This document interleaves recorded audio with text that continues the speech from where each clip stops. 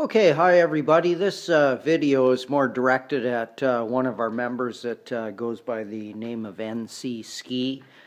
He has an Ultra, I believe it's a 310, and he flipped it in the ocean. He rotated the ski upside down, and he's blown the water out of the engine, take the plugs out, and cleaned everything he can think of. He's cleaned his intercooler, taken the plugs out, cranked the engine over, changed the oil, I believe, gone through all that kind of stuff. Taken the intercooler out here, cleaned all the goop out of it. Somebody was referring to him today as the air separator. I call it the catch can, same thing.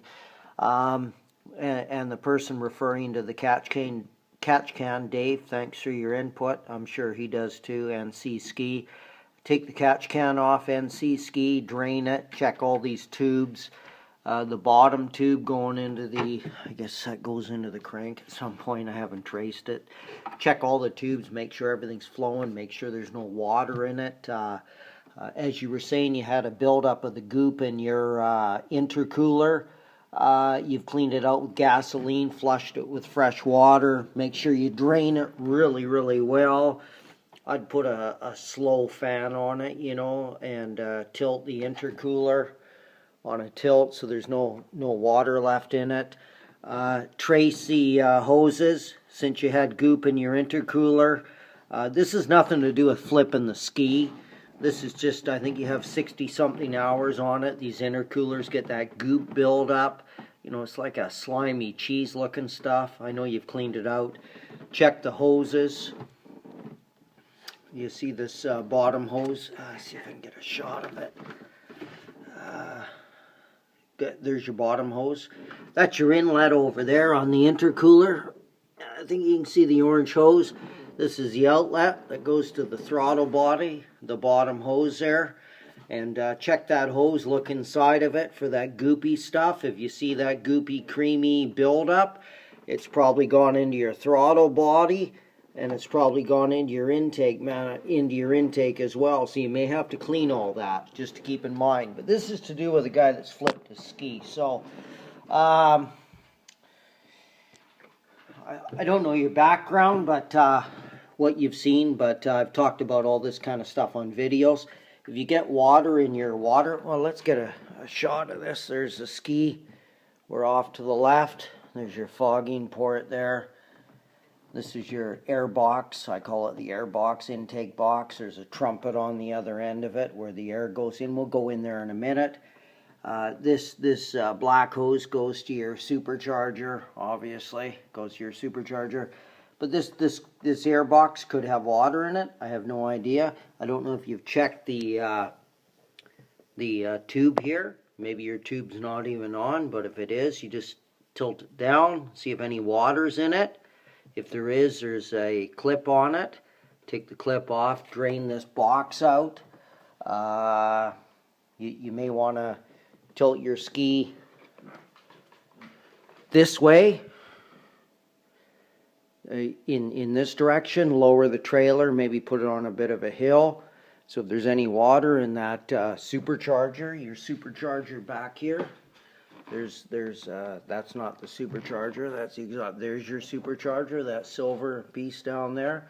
Maybe there's water in there. I don't know. Maybe tilt the ski forward, and water will run out, hopefully, into that tube that I just talked about. Let's find that tube. There it is. Take that tube off, or leave it on, whatever you want, and tilt the ski in a forward, downward, and any water in the supercharger will accumulate there, and or take the tube right off, whatever you want to do. And like I say, I don't know your background, and I'm not trying to insult anybody, but let's cover everything. This is the front hood here.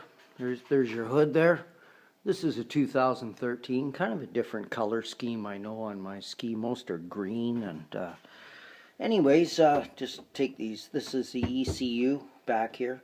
This is a pigtail for a battery charger. Nothing to do with that. Take that off. And just punch those in. a little bit. There. See if we can get a shot of the trumpet. There it is.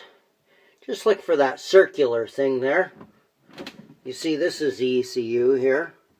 And there's a bolt here. And just to the right of it, you see that round piece? And if you look way back in that round piece, you'll see it looks like a honeycomb thing. And that's the air filter. And the round piece at the front of it, I don't think I can get it with my hand. Oh, well, let's go get a screwdriver. We're already this far into it. I'll just touch the, we call it the trumpet.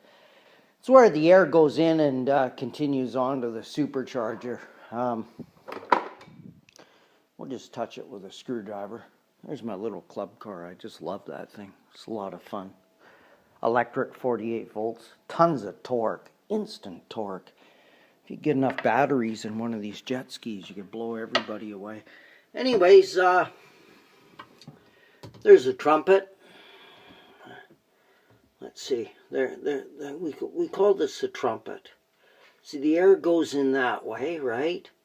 So I have no idea, since you're and you look way in the back of the trumpet. Let's get a good shot. There we are. You see the screen in there? I'll point towards it with my screwdriver. There could be water in the trumpet. It could be full of water. I have no idea. I would check in here. I'd open this up. And since you have that creamy goop in your intercooler, have a look at that screen inside the trumpet, inside your air box.